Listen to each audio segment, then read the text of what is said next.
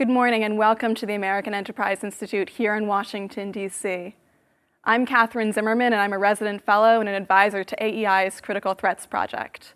I'm delighted to be hosting a conversation this morning on how USAID will be responding to the challenges of the coronavirus pandemic and transforming to better advance U.S. national security interests through more effective foreign assistance.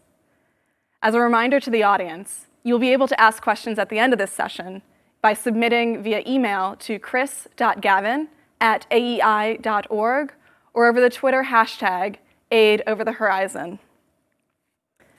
I'm delighted to introduce to you the USAID Acting Administrator, John Barsa, who formally took the reins of the agency in April of this year. No easy time. He previously served as the Assistant Administrator for USAID's Bureaus for Latin America and the Caribbean, and prior to that served at the Department of Homeland Security under both the Trump and the Bush administrations.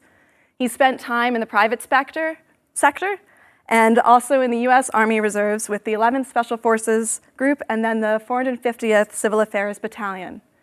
Mr. Barsa, I'm delighted to welcome you to AEI. Well, Katherine, thank you so very much. I'm very delighted to be here, and I'm grateful to you and AEI for having me here today. I'm really grateful for this opportunity. When it was announced in March that I would serve as the acting administrator, it was exactly 6 days after the World Health Organization deemed COVID-19 a global pandemic. On March 11th, the world basically flipped a switch. Up to that point, only 1,000 Americans had been identified with the virus and only 29 had died. But by the end of the day, President Trump had halted travel from Europe. The NBA had suspended its season, and actor Tom Hanks announced he had tested positive. The world had changed quite significantly and dramatically in a single day. And so, 1 month later, on my first day as acting administrator, I began to ask a question that our agency had just begun to grapple with. What will COVID-19 mean for our world and our work? Remember, we were just beginning to experience COVID-19 as a pandemic, and we had a lot to learn about the virus. How people got infected, how the symptoms presented themselves, how to treat people who had particularly serious cases, and how to protect the most vulnerable. COVID-19 is fundamentally a healthcare crisis. More than 30 million sick and more than 1 million dead. These are horrendous figures. But we have learned that COVID-19 is so much more than a healthcare crisis. It is a development and humanitarian crisis, and it required a new way of thinking about doing our work. The pandemic has driven the global economy into a tailspin, and we know that tens of millions of people will be driven into poverty and hunger. People have lost jobs, access to healthcare, access to schools and education, and access even to democracy. Nations have canceled elections. Supply chains and food commodities have been disrupted, and the pandemic has set off a great power competition over things on which countries should be able to cooperate, such as sharing critical information about the virus, sharing PPE, and developing and distributing vaccines safely and for maximum global impact. In short, in virtually every dimension of our work and in every place we work, COVID-19 has been a game changer.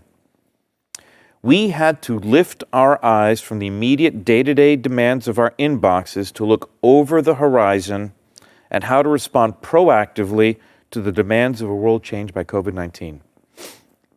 What will we need to do differently? What will we need to prioritize? How will we interact with our stakeholders to make sure we're addressing the priorities of Congress and the White House? My goal today is to discuss how we've begun to answer these new strategic demands and to outline where our strategic priorities will be. I want to make clear what this will mean for the countries with whom we already work and explore the implications for the broader development community. And I want to outline some of the critical principles that guided our strategic analysis, which we call our Over the Horizon initiative. Now, before I dig into our key strategic insights, I want to explain our methodology and give some detail on how we did this unprecedented work. This was an unusually expansive and energetic deep dive with over 200 data sources consulted. It involved significant time and effort, both by our agency staff and outside stakeholders. We did advanced research and analysis, landscape analysis, as well as scenario planning. We tested our insights to make sure they were well grounded in data.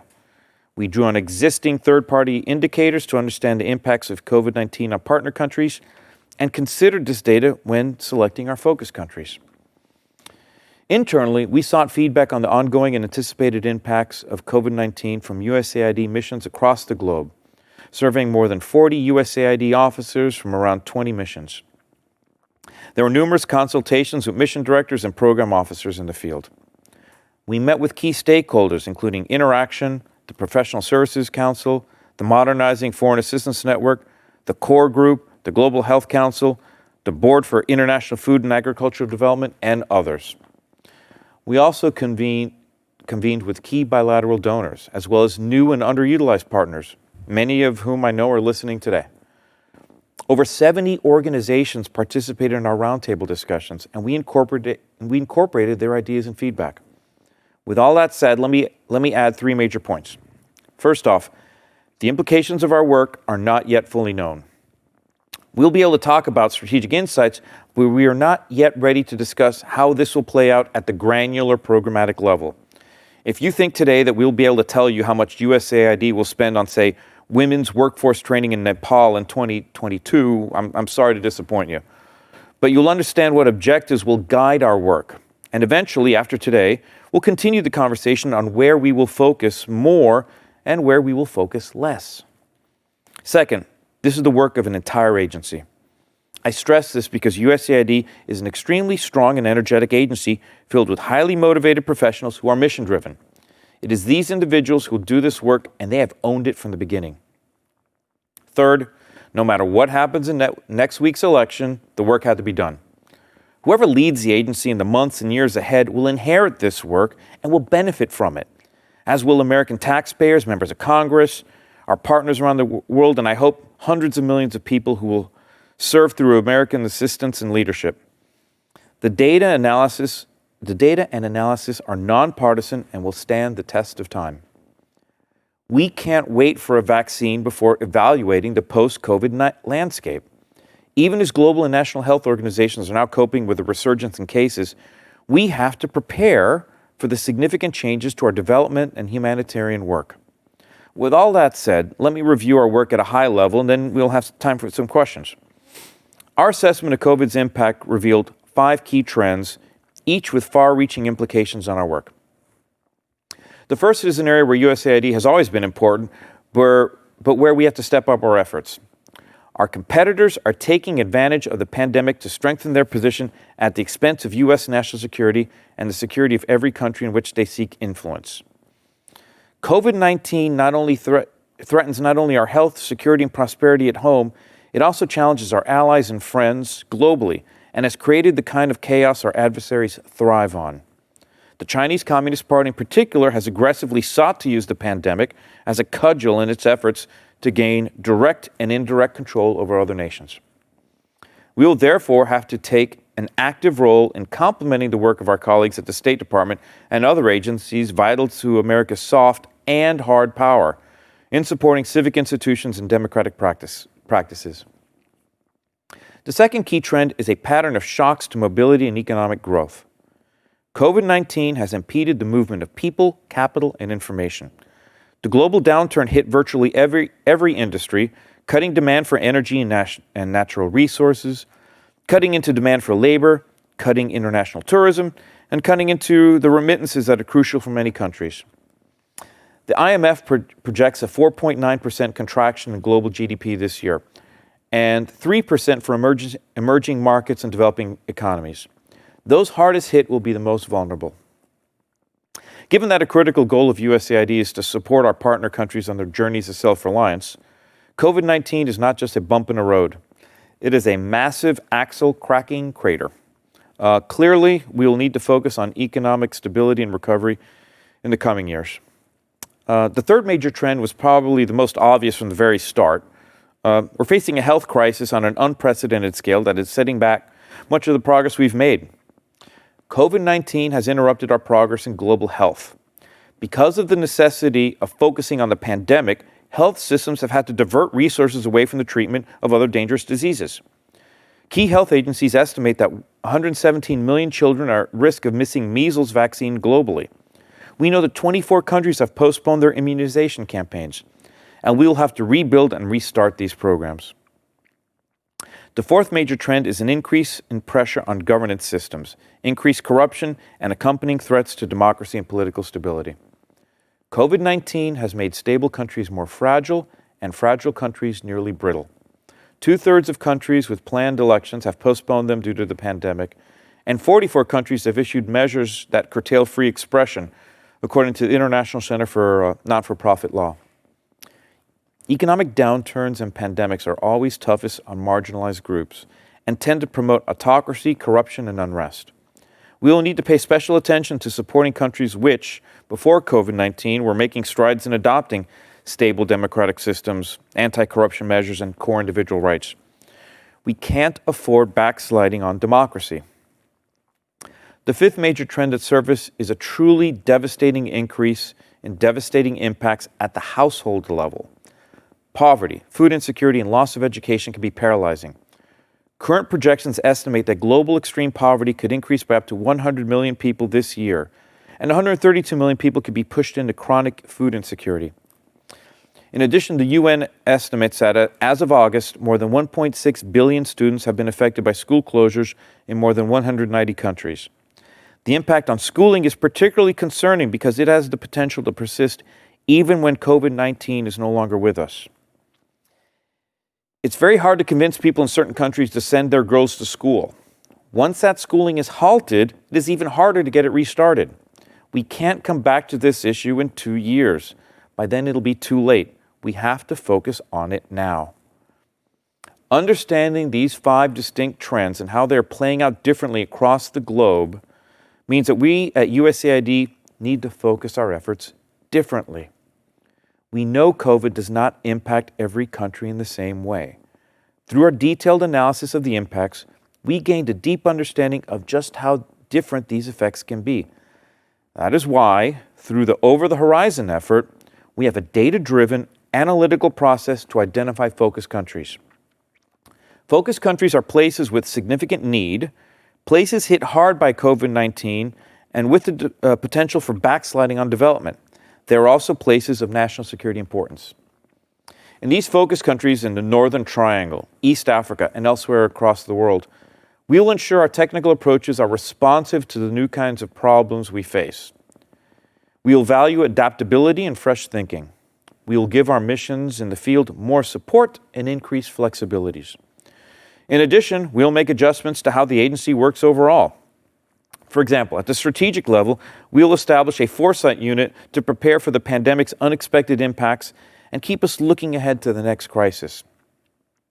A strategic foresight unit in USAID's Washington headquarters will allow us to scan the horizon for future crises, prepare us for uncertain and complex operating environments. This means at USAID headquarters, we'll be better able to prepare our missions in the field, supporting them with scenario planning, to scan their context for potential changes and challenges. This will ultimately allow missions to be more responsive and more adaptive.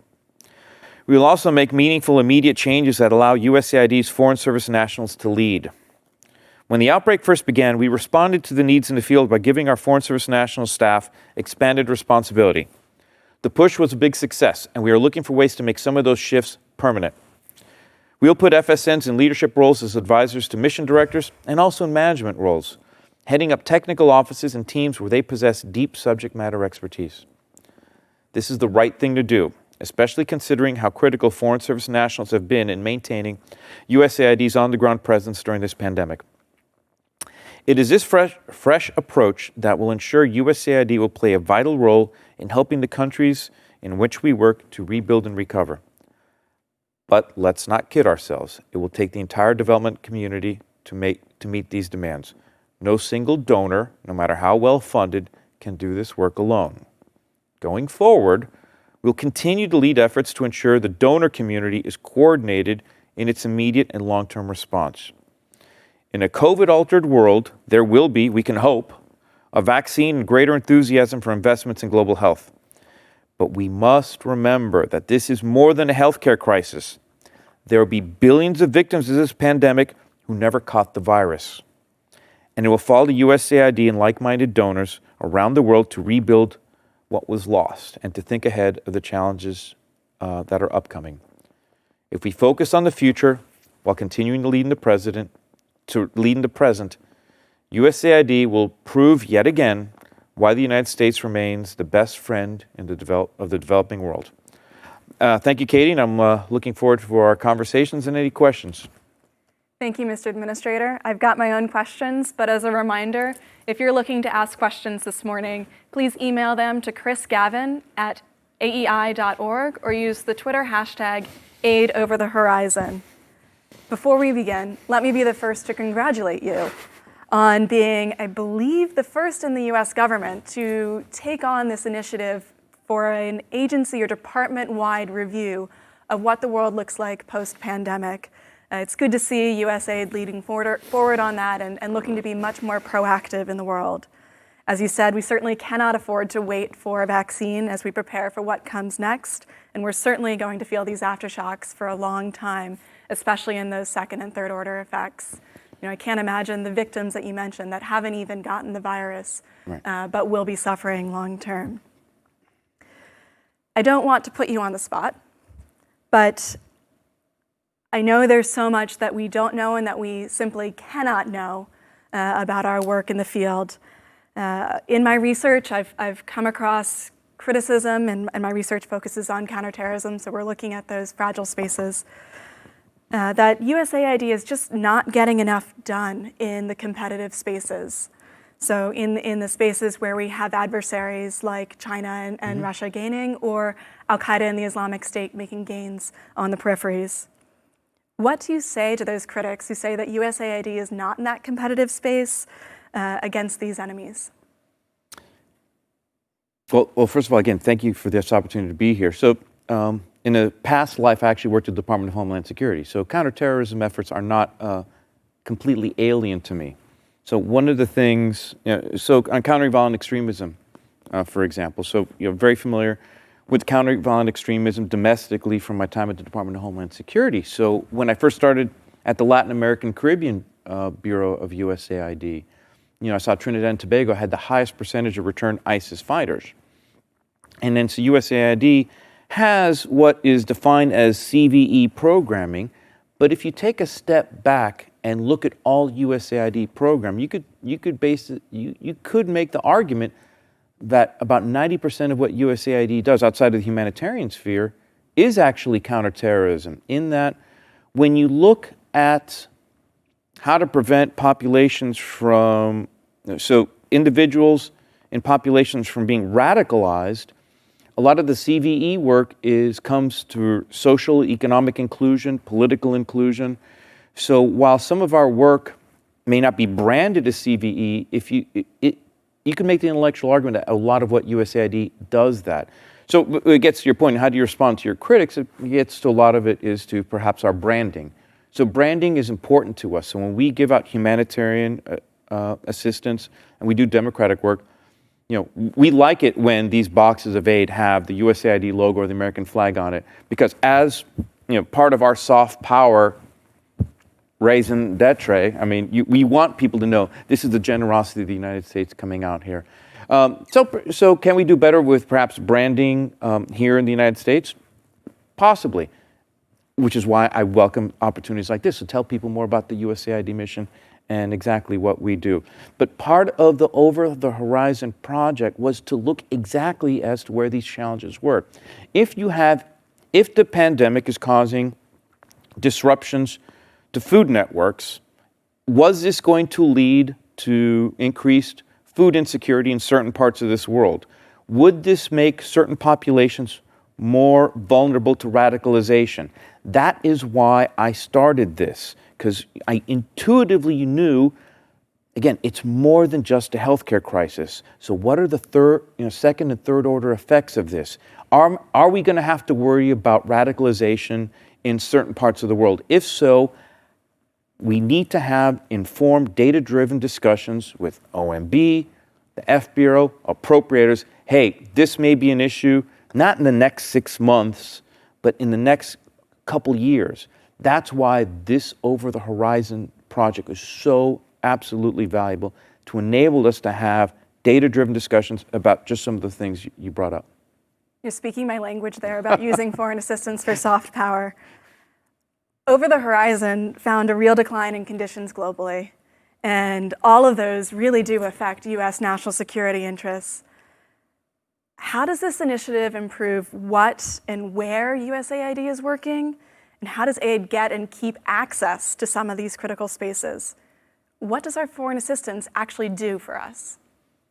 Okay, that's a couple questions in there. So what does our foreign assistance actually do for us? So that could be a separate session talking about foreign aid and soft power aspects. So let me take a step back and do the over the horizon, come up to that. Intuitively, I mean, we've all seen the data. Prior to the pandemic, we had CDCSs. We have individual country plans where, USAID and U.S. government writ large has relationships, programs, and plans based on where countries were.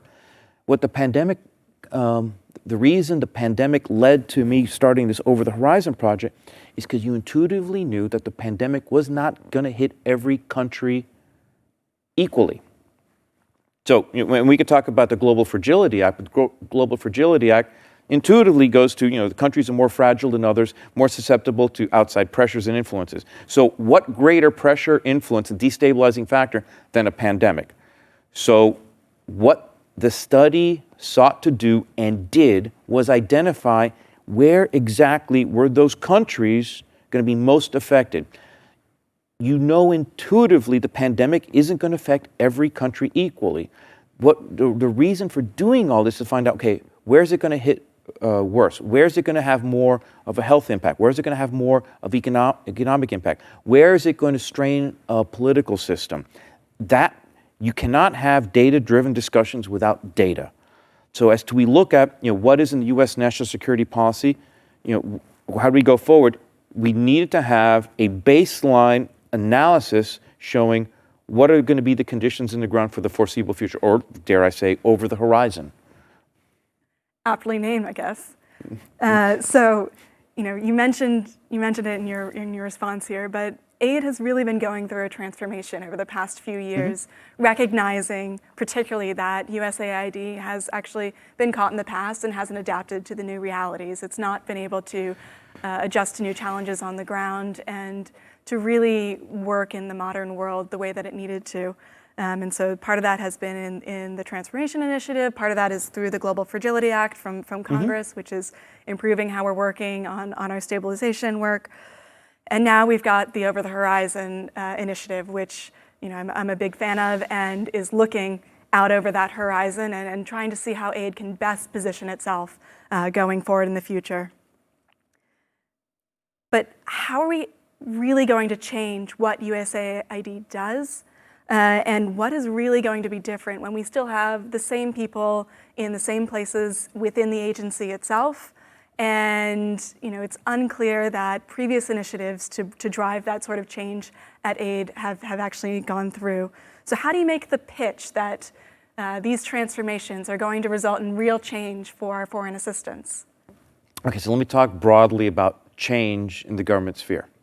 So in a previous life, I helped stand up the Department of Homeland Security. That act was the greatest reorganization of government since the National Security Act of 1947, which stood up DOD.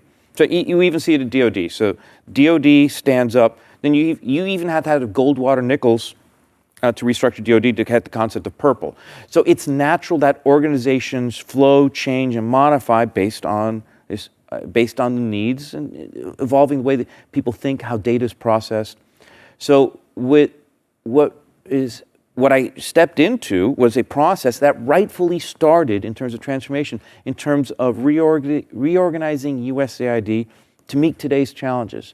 So just like, again, so I lived it. I got the medals. I got all the coins from the restructuring of DHS. So is this on the scale of restructuring the Department of Homeland Security? Not on the scale, but vitally important in terms of the way USAID focuses and does its work. We have bureaus dealing conflict prevention and stability. So you can have the same people, but when you can change the structures and reporting lines, it actually improves the way things get done. So you can't just change something on a PowerPoint and immediately think it's going to work. So there's some cultural change as well, but that's exactly it.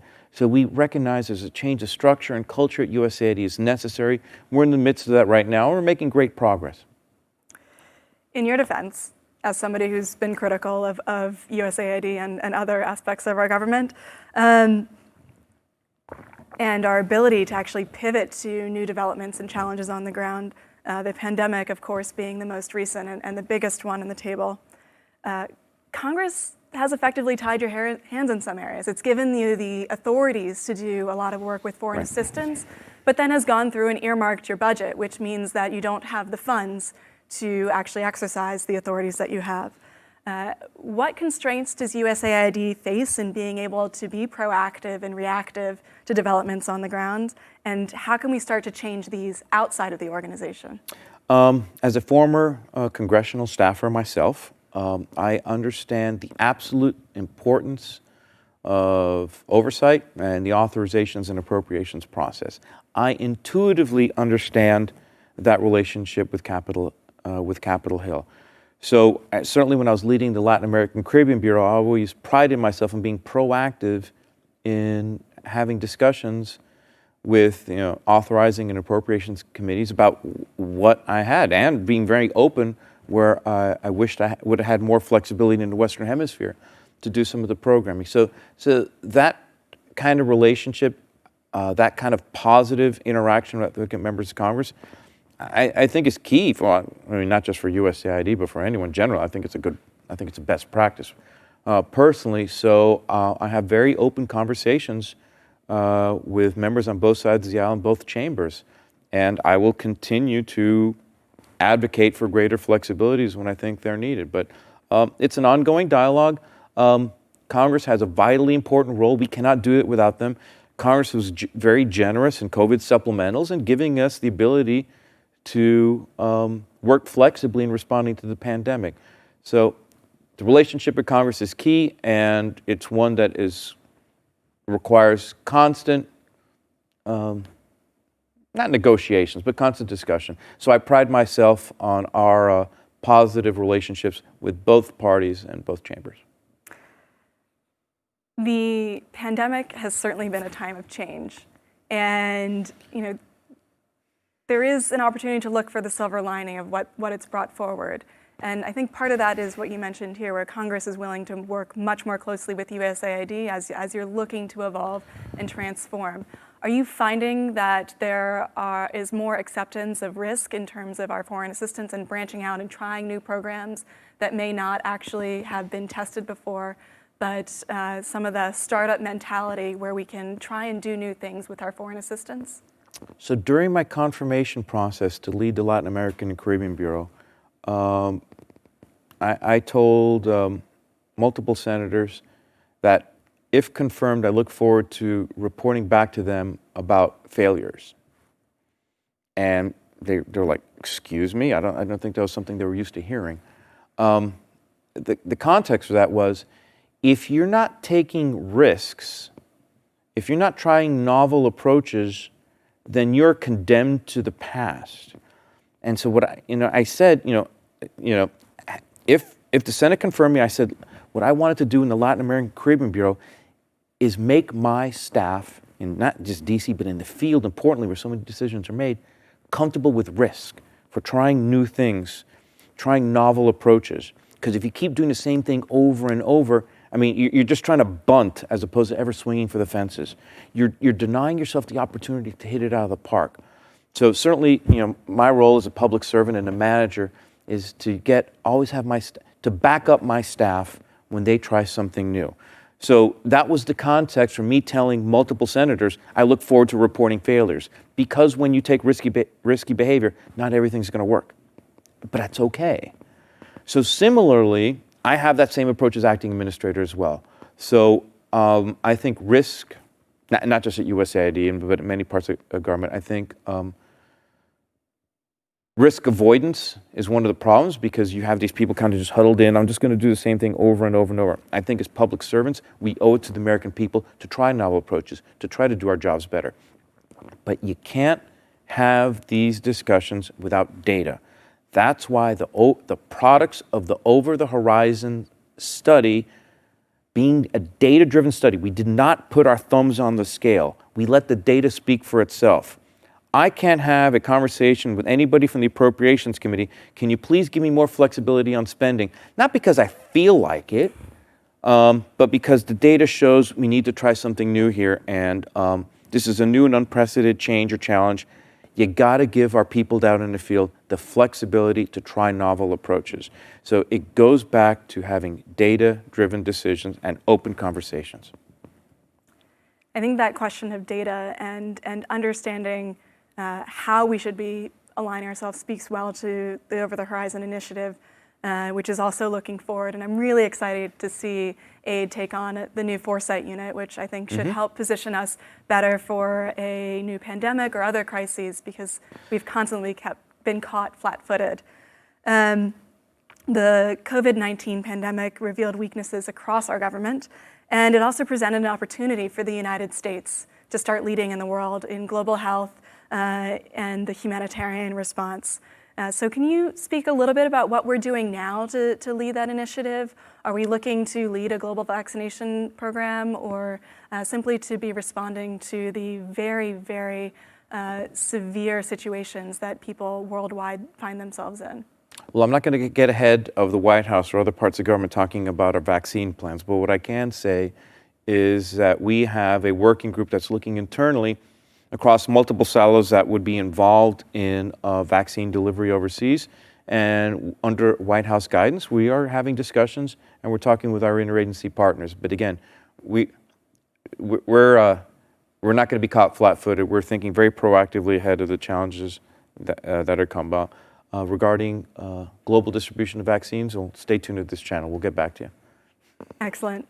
And how is USAID leading the response today? Oh, well, certainly, and again, a lot of it is tailored to specific country needs. So, we were certainly instrumental in getting ventilators, for example, to the countries that needed it most. We've been helping in any number of ways in terms of access to clean water and sanitation. Washing your hands. You can't wash your hands unless you have clean water. So there's some places where some wash activities were appropriate. Other places we were helping with ways to, public communication. So our response has been tailored to specific country needs, and we have again proved to be the most generous country in the world in terms of true response to the pandemic. Excellent. Now I'm going to be opening this up to questions from the audience, and I've seen them rolling in over here. But I really can't let you go without asking one final question, just for me, that's very near and dear to my work. So I just published a report that you probably haven't had a chance to read yet, called Fragility and Failure, where I argue that our enemies, and here I'm talking about the Islamic State, Al-Qaeda, and other Salafi jihadi groups, have gained in fragile spaces because of our absence, because we have defined it as a counterterrorism problem, and we've sent in the military at times, but largely we've left the peripheries alone. So inevitably that leads to our own military interventions. Do you think there's a credible case to be made that the US can effectively preempt the need for military conflict? Can we compete with our soft power? Well, that's why we have soft power. That's why we do a lot of what we do. So you can make the argument that once you find yourself having to go kinetic, and it's not that it's too late, because there's nobody better than the United States of America in our kinetic response. I'm very proud of our men and women in uniform and those capabilities they bring to the table. But certainly, what we'd like to do, USAID, we think if we do our job correctly around the world, it doesn't have to get kinetic. Again, back to the over the horizon. Where do we need to step up our activities? How do we need to change or modify what we do on the ground to keep people from being radicalized? But if you take a step back and you think about the history of the development programs, going back from the Marshall Plan, USAID was, and will always be a national security agency. When we were helping Europe with the Marshall Plan, after World War II, this was in context of a global competition where we were helping countries be more resilient economically and democratically to withstand malevolent intent from outside actors. So we are still doing that. Our journeys of self-reliance help countries better withstand malevolent intent from outside actors, be it the Chinese Communist Party or some radical Islamic group trying to turn their own citizens against them and push back democracy. Excellent. So our first question from the audience now is from Richmond Blake, who's at Mercy Corps, and he emailed this to me the other day.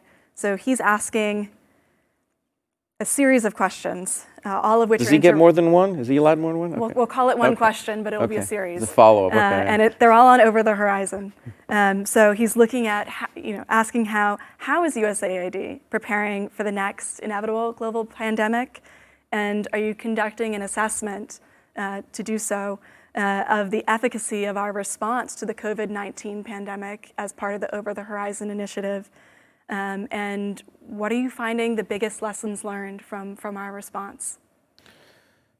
Multiple questions. Okay, let me see if I can remember them and take them in order. So certainly, one of the challenges we notice, one of the areas we need to focus on, is on health systems.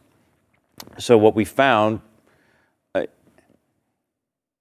I don't want to say uniformly across the board, but one of the trends we discovered is that many healthcare systems had to shift their focus away from their current programming to deal with the pandemic. So what that has meant is that programs with vaccination against measles, and any other number of diseases has suffered. So that's one of the trends we discovered, one of the challenges we faced. So one of the lessons learned from this is places where USAID has worked in building healthcare resiliency actually paid off. They were better able to withstand the challenge of the pandemic. This goes back to the whole idea. You're going to give somebody a fish, you're going to teach them how to fish. So it's one thing here's a vaccine, here's some medicine, do this. Okay, that's well and good. You took care of the immediate need. But what USAID does in so many parts of the world is we help build resilient systems. Again, we're not going to, if you're starving, you need to fish, here's a fish. But more importantly, let's teach you how to fish. So one of the lessons learned, we saw it play out, was countries that had, this should be so blatantly obvious, but it wasn't. Countries that had robust healthcare systems were able to better deal with the pandemic, to walk and chew gum at the same time. So this one of the focus areas is, to prepare for the next pandemic. I mean, I don't know, for those who read Nassim Taleb, the Black Swan. Was the pandemic a Black Swan event? I don't know. But he rightfully says, at some point, you're going to have another zoonotic pandemic come in. How do you prepare for this one? What lessons learned do you learn from that? Well, having the obvious one, having robust health systems gets you better prepared. So, thanks to Over the Horizon, we can see where some of those needs are, where some of those health care systems need to be built up, not just for the current crisis, but for the next one as well. Hopefully, tangentially, I got to a couple of his questions. He had a number of them there. He did. Richmond can be a tough cookie there. From Chris O'Donnell at Development Essentials, he asks, in USAID's 2019 financial report to Congress, USAID committed to completing all country development cooperation strategies with the journey to self-reliance by December of 2020. Can you give the listeners insights onto the deadline and how you're going to meet that, especially given the pandemic? I don't have the detailed list in terms of where we are, but I believe we are on track to meet that. But it certainly calls us into the question. So the CDCS process, a multi-year process, takes a lot of work. And, well, shocker, newsflash, okay, we had a pandemic. So the CDCS processes will continue, and I believe we're on track for completing those, but we're fully cognizant that the pandemic is going to have to, revisit some of the assumptions that have been made. So, and that's not just a challenge for USAID, but across the board and in so many parts of government. Long-term planning is necessary, but it needs to be modified. So something I learned when I was in uniform a long time ago. Planning is necessary, plans are useless. So certainly the information we've gained from Over the Horizon and the pandemic, we'll go ahead and modify existing CDCSs, but we're still on track for meeting the country plans. But it'd be folly to think that we're not factoring in the pandemic in terms of our programming overseas. Excellent. So this question is from Jorge Segura, and it actually goes to a little bit of what you mentioned in your opening remarks about donor coordination and the importance of working and coordinating globally. He asks, how is USAID coordinating its policies and programs with other USG agencies, so within the interagency, specifically the MCC, the TDA, the DFC, and if you can talk about those acronyms for the audience, and the multilateral development banks, the World Bank, the IMF, et cetera. Is there an integrated approach, or are all of these entities implementing their own separate initiatives? So certainly at the tactical working group level, USAID staff, we interact with all those bodies. Myself, I'm on the board for the DFC, Development Finance Corporation, and the MCC, Millennium Challenge Corporation. So I work very closely with Adam Bowler and Sean in terms of looking at the programming. And again, so much great work has been done by these organizations post-pandemic, pre-pandemic, but now we're looking strategically. I mean, we're not fools. We see how this modifies things, and we certainly take those into account. So one of the things, again, happy to report, good government is occurring. Where these organizations we're coordinating at the tactical level and at the strategic level as well. The next question is from Sarah Higgins, who asks, how will USAID empower data innovation and sharing to understand the real-time impact of COVID on LMICs? COVID on? LMICs. Okay. So regarding data, so a couple of things. So internally, so when we had to respond to the pandemic, I list on my first day of work, it was April 13. I remember it well because it was my birthday. That was my first full day in the office. I said, I listed out 3 priorities. The first was the physical and emotional well-being of all USAID staff. The second was the necessity to continue all USAID operations to make sure USAID did not retreat from any part of the globe. And the third was, let's think through what the challenges are going to be. So the third priority turned into the Over the Horizon project. So with the second priority, ensuring that USAID was able to continue operations, we were able to do that successfully for 2 things. I mentioned one was FSN empowerment. So the Foreign Service National Community, we were able to give them some more authorities. They were able to step up and help things going. The other thing was data, digital. Using IT resources. So telework, innovative ways to find telework and to continue operations. From the Over the Horizon, so one of the things that picked up was some of the best ways to counter China and get our countries back on the feet is digital with digital IT systems. So having robust digital programs in countries is a key means of allowing countries to better respond with the pandemic. So one of the things we're looking to do is to add more digital into our programming at the country level. So obviously this will mean working more with our partners, and we're looking for more ways to field these digital solutions to allow countries to respond better. That's one of the things that jumped out at us with the Over the Horizon study. Right, and I'm going to combine 2 questions since they're interrelated, and they're focused a little bit on what stage the Over the Horizon initiative is in now. You've premiered some of the initial findings, but where actually are we? And with that, the question from Bill Courtney at RAND was looking at, will USAID continue to fund programs to bolster civil society support to public health initiatives in emerging countries? Well, the second one is yes. That was the easy one. Okay, so regardless of what the Over the Horizon findings are. Well, again, but the Over the Horizon findings show where it's needed most. So again, data-driven decisions, where are the challenges upcoming? But where we are, so the study has concluded, and it has a list of countries. Again, we're letting the data speak for what itself. We haven't released a list of focus countries yet. We'll be doing that next few days. We're currently in a state right now where we're looking at, okay, this is where the data says the greatest challenges are. Where can our activities be most impactful? So what we're doing is where are our national security priorities? Where can our funding be most impactful? So then we'll be making that list public so then everybody will be able to see what the focus countries are. But the whole activity of the Over the Horizon effort showed us how this methodology, what we put together to do this one-time study, could be made more permanent, so we can, as the Earth rotates, the horizon always goes back. So there's always an ability to look over the horizon. So the Strategic Foresight Unit we've created at USAID was now going to get the best practices from the over-the-horizon study and get it into a permanent analytical unit to keep trying to forecast to the best extent possible.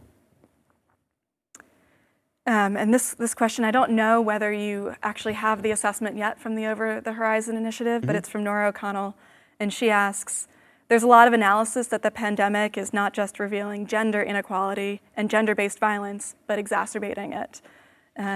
How do you see advancing gender equality across the various areas, such as political stability and economic recovery, in addition to at the household level?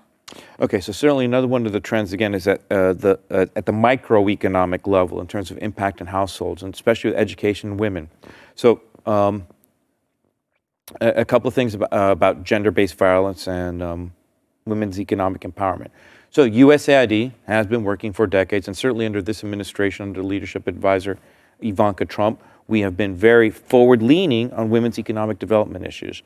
So we've been working in countries to try to get women integrated into economies. What I have said repeatedly to foreign leaders and others I'm in front of, if you think you're going to have if you're going to reach your potential and full economic recovery without having at least half of your workforce fully participating economically, you're a fool.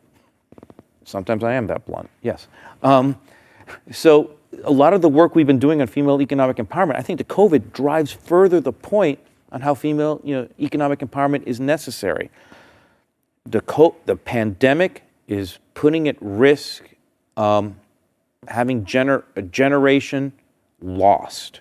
This has a lot of ripple effects in terms of unemployment. If you look at certain countries where you have like a youth bulge, people under the age of 20 or 25, if these people are losing education, then they're losing economic opportunities and access, more opportunities for marginalization. In countries where we have been striving to get women access to education, girls access to education, this slowdown in the education system itself is particularly troubling. Clearly, when you have, regardless of gender, individuals who are on the service economy, the informal economy, when you have economic contraction, it's the informal economy that's going to take it more on the chin. So when you have more females than males in the informal economy, you're going to lead to obviously greater female unemployment. And again, has ripple effects, more gender-based violence.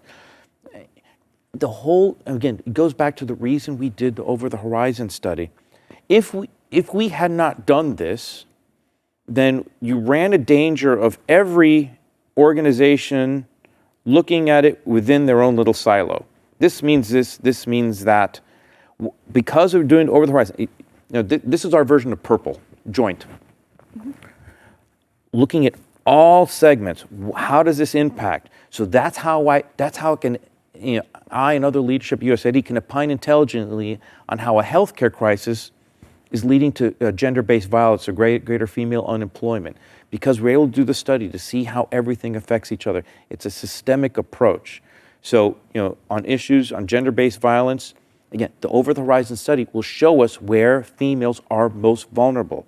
This is how, when we have these focus countries, we're going to give the mission directors greater analytical tools to be on the lookout for this and how to track that. And it'll inform conversations with Congress. Senator, can I have a little bit more flexibility on this one? That's, again, just another reason why I'm so proud of all this work. Yeah. I think it's great work. So another question from the audience, and this one is related to the commitment to increase the leadership of foreign service nationals. Mm-hmm.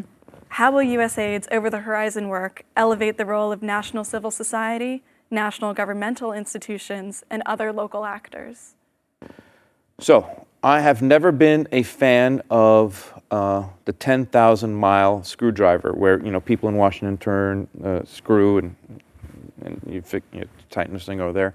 I have always been of the belief that the best solutions are the ones that are developed closest to the problem. I In my view, the field does not exist to support Washington. It's the other way around. Washington exists to support the field. My sympathies and support are always going to be for the people on the ground with dirt under their fingernails, actually getting work done. That whole adage, I'm here from Washington, I'm here to help. Yeah, right. So the Foreign Service nationals are a key part of our workforce. So, we have really talented Foreign Service officers, a lot of training, they bring incredible amounts of work. They come into our missions and they find this cadre of people who are often there for decades, locals who understand intuitively the cultures. I mean, they live it, their families are there, they've been there for generations, it's their homes. So having this workforce here, I mean, it's a great benefit. As I mentioned before, one of the reasons we were able to successfully ensure that USG and USAID did not retreat from any corner of the globe was because we tried some novel things in terms of FSN empowerment, in terms of giving some more authorities, giving some more abilities to do things. And we validated it, it worked. So part of the challenge with the FSN program is that it's a joint state USAID program. So certainly empowering FSNs, there's so much I can do, but this is certainly, what we've done in Over the Horizon, seeing how they've contributed, informs conversations I have with State Department leadership in terms of what we could do for our Foreign Service nationals in terms of career paths, investing in them. Because again, it's good government, so again, have a whole bunch of data, now we can at least opine intelligently. All right, this question is from Twitter, and I promise I didn't place it there. Will USAID reconsider its current approaches to stabilization and CIMIC missions in Mali and Afghanistan, for example? Will it consider our partners' approaches, reevaluation of local priorities, as well as our own interests? Well, I would hate to think that we are so steadfast and hard-headed that we don't look at approaches. Again, so that's certainly one of the things, I'm not going to get into specific countries. Again, as I mentioned in terms of risk, trying to empower people to do risk. Just because USAID has been doing a certain program for decades doesn't mean it's the right program to do. I haven't really mentioned it here, but we have something called the New Partnership Initiative, where we're looking to broaden our base of partners in which we work with. So instead of using the same traditional partners, through our New Partners Initiatives, which we piloted in 2019, is now worldwide, we now have the tools in the toolbox to work with locally based organizations. Again, trying to get solutions that are developed and derived closest to the source of the problem, as opposed to somebody 10,000 miles away, in a deep, dark leather chair smoking a pipe. Not that I'm against that, but I certainly am a fan of locally based solutions for local problems. And this question comes from my former colleague, Jessica Trisco-Darden, and she's talking about how aid workers around the world have been under attack, especially as security conditions have deteriorated during the pandemic. And you've mentioned, Administrator, that USAID is part of the national security apparatus. Yes. It's certainly advancing U.S. national security interests. What role do you think USAID should have in mitigating the targeting of aid workers and development projects? So certainly one of the, you're coming into the office every day, it's a little sobering when you walk in. So for anybody who hasn't been to USAID, when you walk in, right when you get to the turnstiles in the main entrance on the 14th Street side of the Ronald Reagan building, you have a wall full of names of USAID staff who've died while carrying out their duties. But that's not all of it. So as you and so many others know, we work with implementing partners all the time who are in dangerous situations, putting their lives at risk. So we fall under the security umbrella of diplomatic security in the field. And so we certainly take that guidance, and we're grateful for that protection, work closely with them. But inherently, the work we do is risky. We're not in developed worlds where everything is perfect. That's why we exist. We go to the places that are difficult. So I'm really blessed beyond belief to be in such an organization with a talented team of people as staff and implementing partners that we're willing to go to dangerous places and do difficult things to further the U.S. national security interest, by doing development work and economic aid. It's a risk. We're cognizant of it, and we deal with it the best way possible every day of the year.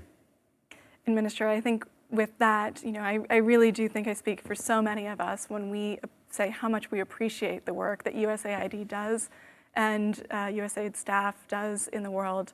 I'm somebody that studies those places where our foreign assistance goes a long way in advancing our national security interests, and knowing that we actually don't have good access because of security concerns is certainly one that I've talked about, and the careful balance of risk and success in some of these areas. So I would like to leave it, though, with what message do you want the audience today to take away from the Over the Horizon initiative and about USAID's transformation and its future in this post-pandemic world? Well, certainly. Well, thank you so much for that. And again, thank you again for this opportunity to be here to help with our USAID branding, let people know what we're doing. I guess one of the takeaways is actually the good government does occur once in a while. And what we have here is we have talented men and women at USAID looking outside of our inboxes, trying to look ahead to see what the challenges are for the U.S. government in terms of what we're doing. USAID is a tool of national security. We have a role in soft power projection. And what we did with this Over the Horizon study is to proactively think ahead about what the challenges are going to be to USAID and the U.S. government in our world leadership. And I'm grateful to be with such an organization who's been able to do such work. Great. Thank you so much. There was a question from the audience about where they could access the Over the Horizon initiative documents.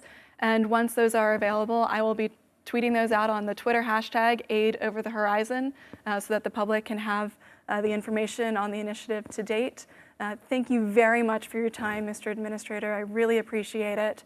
And a big thank you to the USAID staff and the AEI staff that made today's event possible. Thank you very much. Thank you. Okay.